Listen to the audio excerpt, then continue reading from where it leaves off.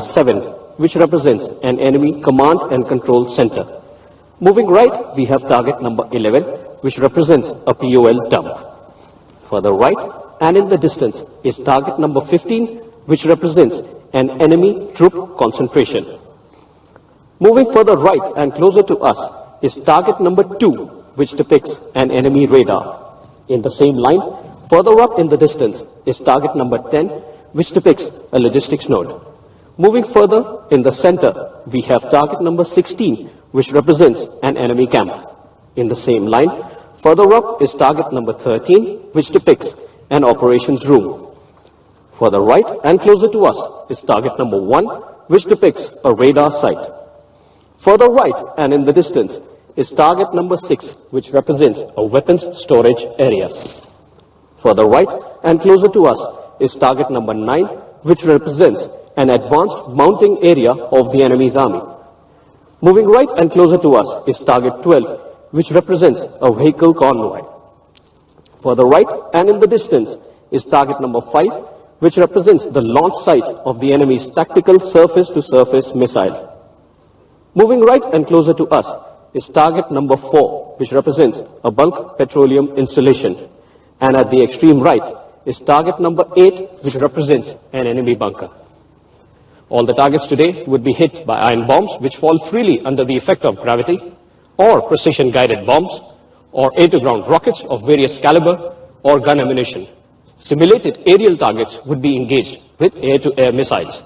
Our pilots would be delivering their weapons in 3 modes of attack, which are the dive attack, the lay-down attack, and the medium altitude level release. A dive attack would be performed by the pilot by placing the aircraft into a sharp descent towards the target so as to aim the weapons accurately. Such an attack is preferred against targets which have hardened structure and reinforced surfaces. A lay-down attack is performed by flying the aircraft at ultra-low levels at high speeds so as to delay or deny visual as well as radar pickup by the enemy. Such an attack is preferred against targets which have linear extent, such as runways and bridges. A medium or a high altitude level release is performed by flying the aircraft high away from the ground so as to remain clear of the enemy's surface-to-air guided weapons. Such an attack is preferred for area bombing and delivery of precision-guided munitions. In addition to these, we shall be witnessing special forces operations and certain peacetime missions which the Indian Air Force performs readily in the service of the nation. With that, sir, I have come to the end of my brief. Thank you. Thank you, sir. Jai Hind. माननीय अतिथिगण, अगला प्रदर्शन एक MiG-29 विमान का है जो कि आपके बाएं से दाएं की ओर आवाज की गति से भी तीव्र 1300 किलोमीटर प्रति घंटे की रफ्तार से गुजरेगा. Ladies and gentlemen, aerial warfare is synonymous with precision, power, and most of all, speed. To showcase these unique qualities of an aerial attack, we will commence today's demonstration with a MiG-29 aircraft flying past faster than the speed of sound at 1300 kilometers per hour. What this means is that this aircraft will reach us even before the sound that it is making can get to us, making it seem as if it were moving in absolute silence till the time it crosses us. After it crosses, you will hear the so-called sonic boom, which will seem like a loud explosion followed by the noise of the aircraft's jet engines.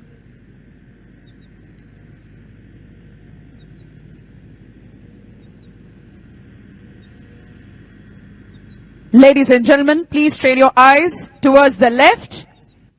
The MiG-29 is now in view. It will have no sound. Tune into the silence.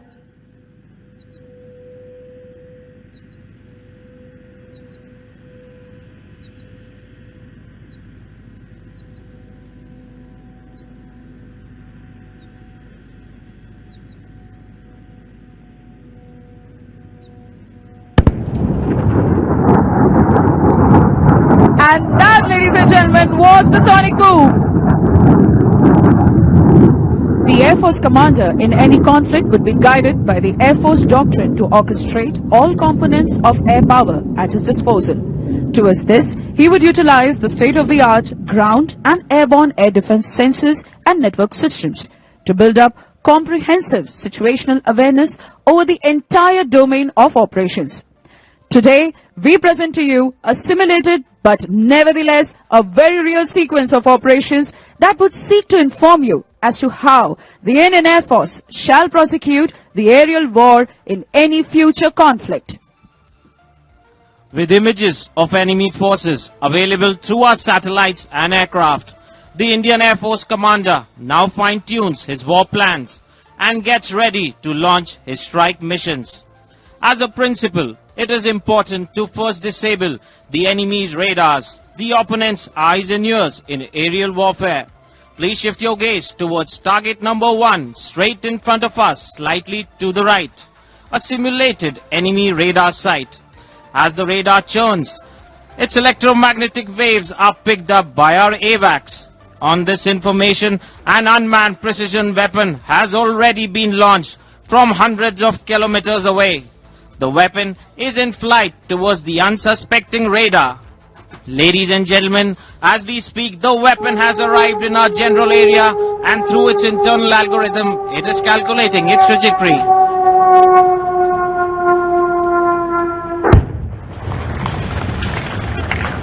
The weapon impacts. The radar has been disabled and we have created a gap in the enemy's defense coverage.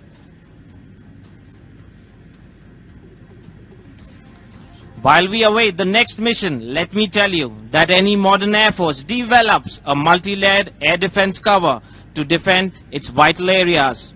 The enemy too would have an array of radars covering its airspace from high altitudes in excess of 20,000 feet to right down to tens of feet at low levels.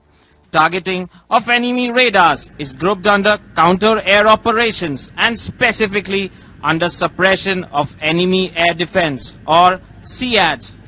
SEAD is a military action taken to suppress enemy surface-based air defenses, including not only surface-to-air missiles and artillery, but also interrelated systems such as early warning radars and command, control and communication functions.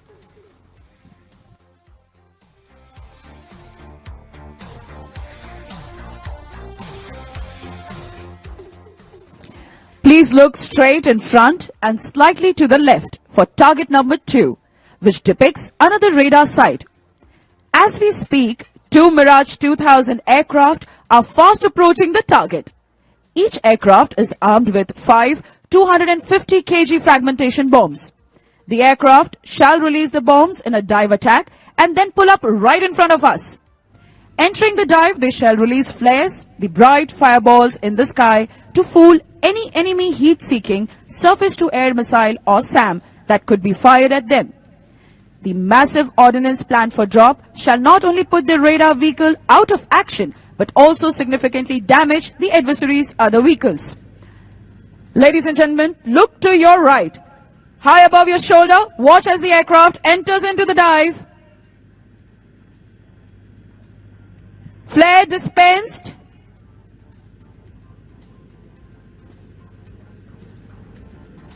In a steady dive.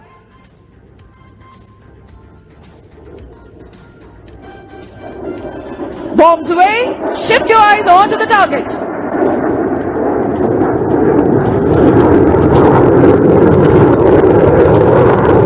Once again. Please look right. See the wingman following his leader towards the target.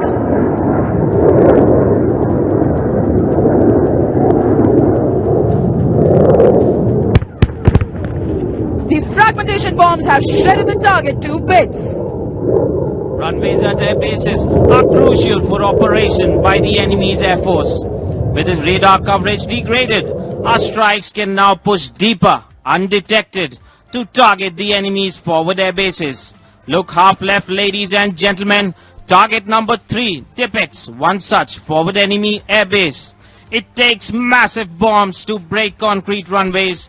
Coming up next are 4 Su-30 MKIs, which will drop 4 450 kg high-speed low-drag or HSLD bombs, each on the runway of the target airfield. As the enemy's short-range self-defense weapons deployed at the airbase are still active, our aircraft will release these bombs from medium altitude in level flight. The Su-30 pilot, with the help of the onboard highly accurate mission computer, shall deliver these bombs. Ladies and gentlemen, look left, high above your shoulder. The first two Su-30s are fast approaching the target. Weapons released. Watch how the bombs glide towards the target.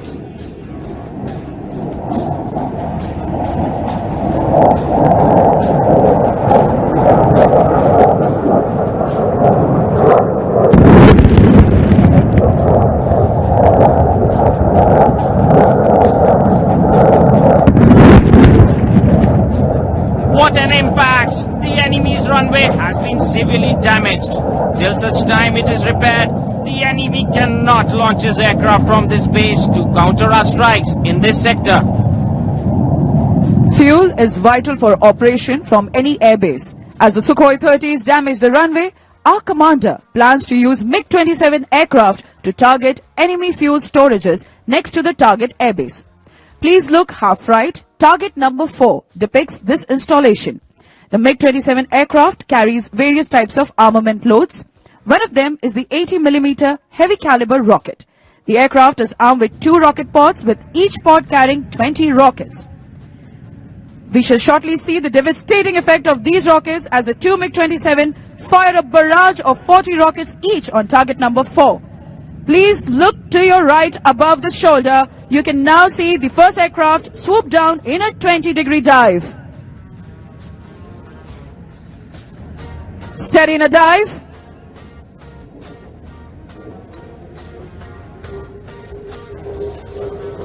It fires a salvo of 80mm rockets.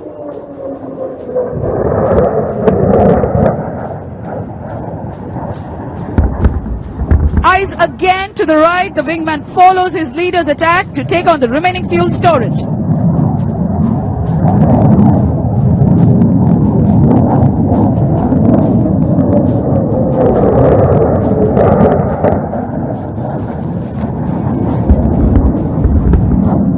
A barrage of rockets like these penetrates and ignites fuel storage tanks, leaving an actual fuel storage engulfed in an uncontrolled fire. Meanwhile, a Su-30 in the area has spotted an enemy surface-to-surface missile or SSM mobile launcher vehicle on its synthetic aperture radar or SAR. This launcher is likely to target our land formations. This is depicted by target number 5, located in front of us slightly to the right. The target is simulating the transporter erector launcher or TEL of this SSM. To execute this mission, a Su-30 MKI is planned to drop a laser-guided bomb.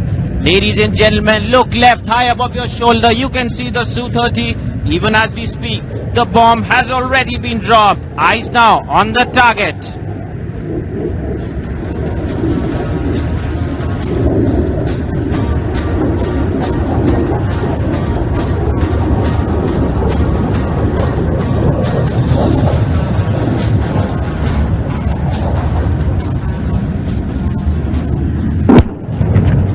A direct hit! We have just demonstrated our ability to detect and destroy such mobile launchers with our precision target capability.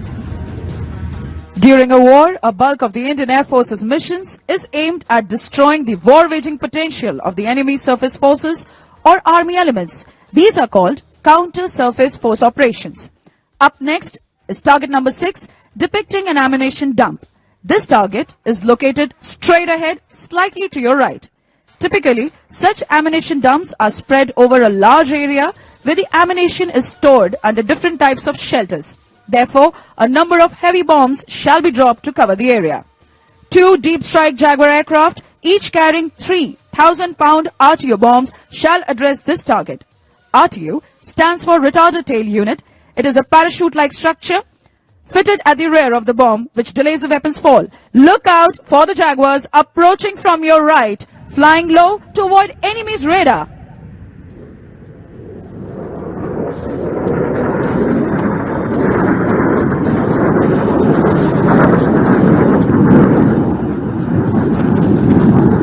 Bombs gone. RTU's in play.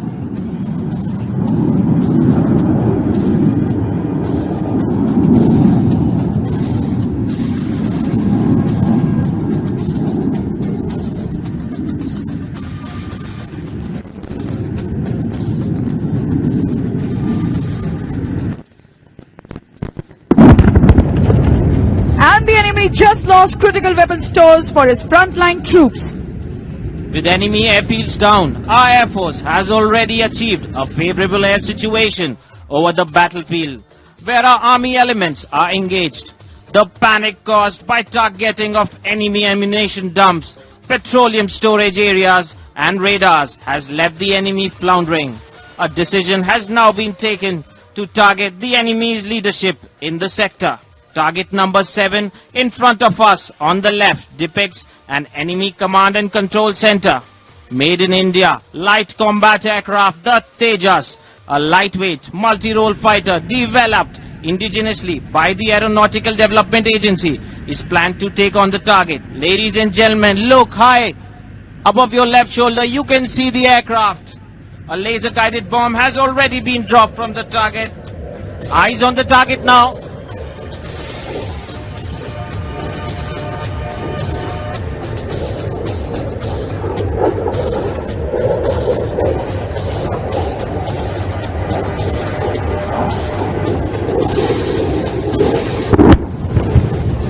The bomb explodes. The enemy leadership in the sector is in disarray. Information from army elements has indicated that an enemy bunker complex is putting up heavy resistance to our army's advance. This is simulated by target number 8, which is sighted in front of us, slightly to the right. On the army's request for an immediate airstrike, our commander has planned a 2-aircraft Jaguar strike at this enemy defensive position. The Jaguar is a versatile platform. It is equipped for the maritime role and is capable of employing an array of air-to-surface bombs and missiles. Today, each aircraft shall be dropping 3,000-pounder bombs on the target. Ladies and gentlemen, look for the aircraft approaching on your left high above. The lead aircraft is in a steady dive.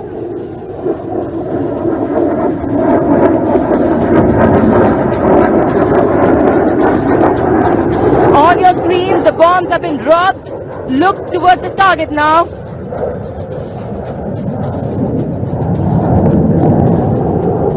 Number 2 is following his leader into the attack.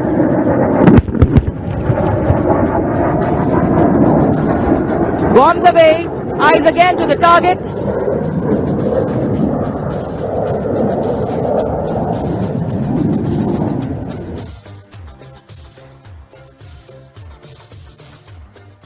And that's a direct hit. The bunkers are racked by the massive blast waves.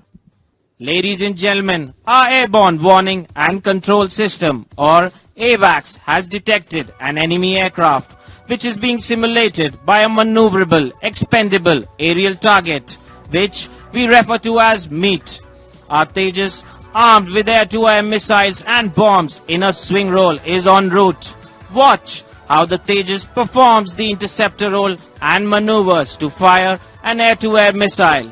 The infrared seeker head of the R-73 missile shall lock onto the heat emitted from the MEAT. The Tejas has swing roll capability. Having fired the missile, this Tejas shall in the same sortie turn around and come back soon to drop bombs on a ground target, thus destroying targets both in air and on ground. The R-73 missile has a proximity fuse. This ensures that even if the missile does not strike the target but passes close to it, the warhead will detonate. The resultant shrapnel sliced through vital components, bringing the enemy aircraft down.